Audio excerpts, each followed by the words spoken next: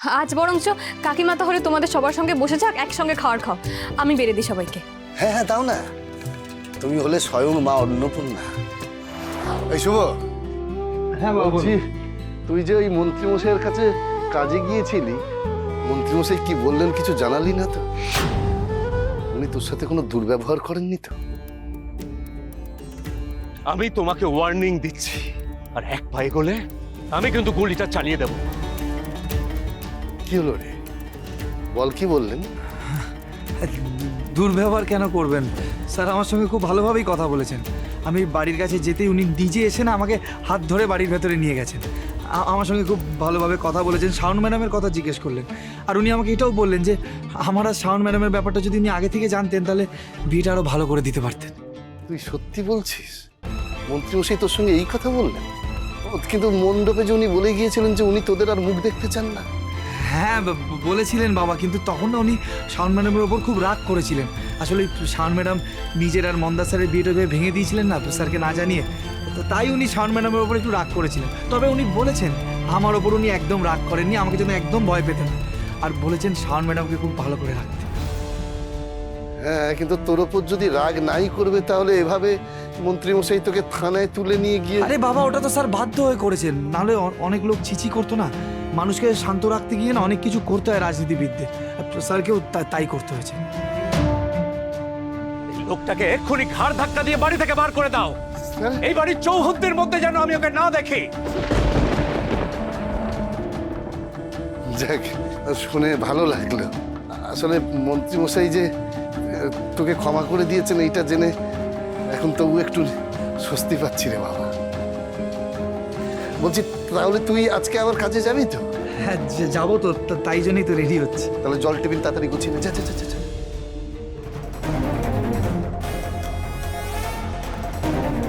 মা, তোমার কি মনে হয় না ডাল মে কুছ কালা হে?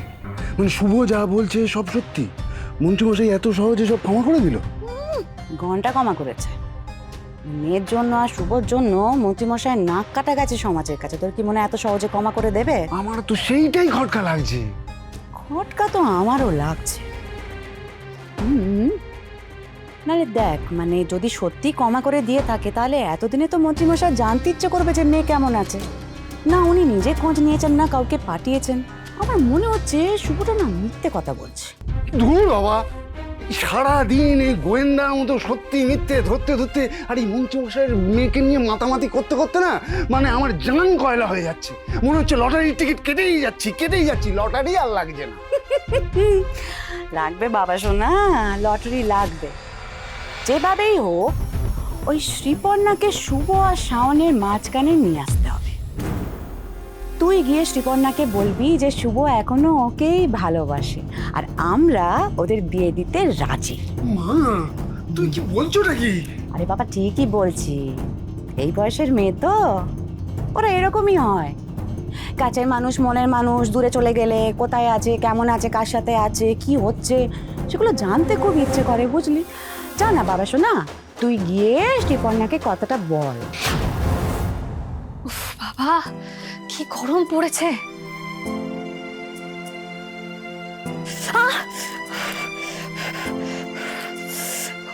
কি জ্বালা করছে জায়গাটা। একটু বরফ দিতে পারলে ভালো হতো, তো সেটা এখন কোথায় পাবো? ঠান্ডা জলই দিই।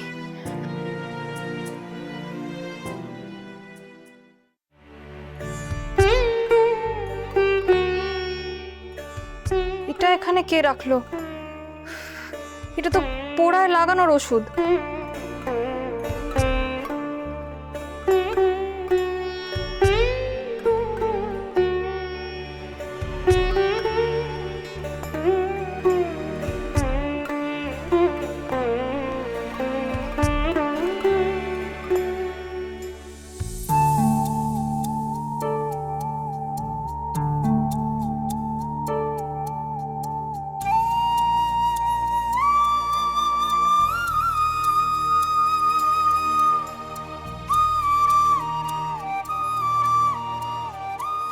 শাওন ম্যাডামকে কিছুতেই বুঝতে দেওয়া যাবে না যে ক্রিমটা আমি এনে রেখেছি।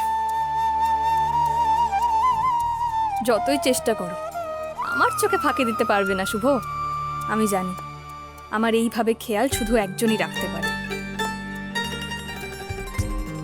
কে জানে এই মলমটা কে রেখে গেছে এখানে? নিশ্চয় শুভ নয়। ওর কি আমার প্রতি এত খেয়াল আছে নাকি? আমার উপর রেগে গিয়ে আমার সঙ্গে তো কথাই বলছে না। নিশ্চয়ই বাড়ির অন্য কেউই রেখেছে, মেবি কাকু রেখেছে। ওই একটাই মানুষ তো আমার সঙ্গে ভালো বিহেভ করে।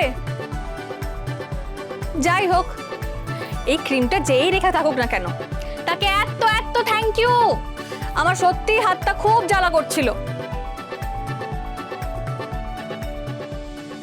বুদ্ধকুমারটা একদম নারকোলের মতো হয়ে গেছে। বাইরেটা কঠিন, শুধু রাগ দেখাচ্ছে, আর ভেতরটা আমার সেই নরম মনের বেস্ট ফ্রেন্ড, যে এখনো আমার জন্য খুব কেয়ার করে। ওর এই কেয়ারিং নেচারটার জন্যই তো আমি ওকে এত ভালোবেসে ফেলেছি। বাবা তো আপনাকে সাধে রাজকন্যা বলে না। আপনি সত্যি ওই বাড়িতে এত বছর খুব আরামে থেকেছেন। ওখানে সুন্দরী সহ বাকিরা, এমনকি বিদিকা ম্যাডামও কখনো আপনাকে কষ্ট করে কোনো কাজ করতে দেয়নি। আমার এই মধ্যবিত্ত বাড়ির সংসারে হাত পোড়ানো, কঠিন পরিশ্রম আপনি তো আগে কখনো করেননি। তাই আজ আপনার জন্যই ওষুধটা নিয়ে এসেছি।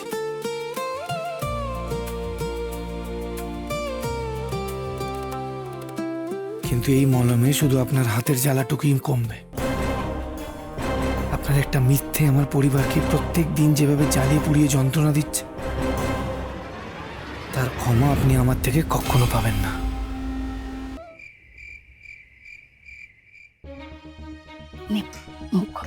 আমি খাবো না মা, ভাল লাগছে না। ভাল লাগছে না কি রে? না খেলে তো আবার মাথা ঘুরে পড়ে যাবি। তারপর কারি কারি ওষুধ খাওয়ার থেকে তো দুগাল ভাত খাওয়া ভালো। খেয়ে নে না মা।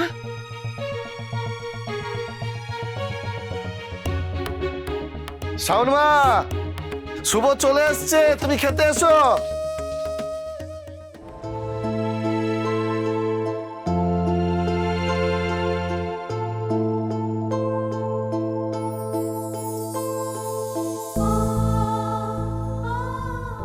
আমার খিদে নেই কাকু, তোমরা খেয়ে নাও। তোমায় বলেছি না, তুমি হচ্ছে এ বাড়ির লক্ষ্মী। বাড়ির লক্ষ্মী না খেয়ে থাকলে বাড়ির যে অমঙ্গল হয়। কাকিমাও তো খায়নি কাকু, আমি আগে কি করে খেয়ে নিই? আজ বরঞ্চ কাকিমা তাহলে তোমাদের সবার সঙ্গে বসে যাক, একসঙ্গে খাওয়ার খাও। আমি বেড়ে দিই সবাইকে। হ্যাঁ হ্যাঁ, দাও না। তুমি হলে স্বয়ং মা অন্নপূর্ণা। তোমার পরিবেশন করা খাবার আমাদের কাছে তো প্রসাদের মতো।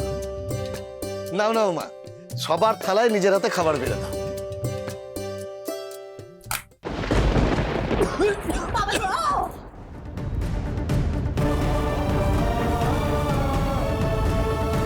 তুমি ভাবলে কি করে শুভর বাবা, এই মেয়ের হাতে বেড়ে দেওয়া খাবার আমরা খাবো?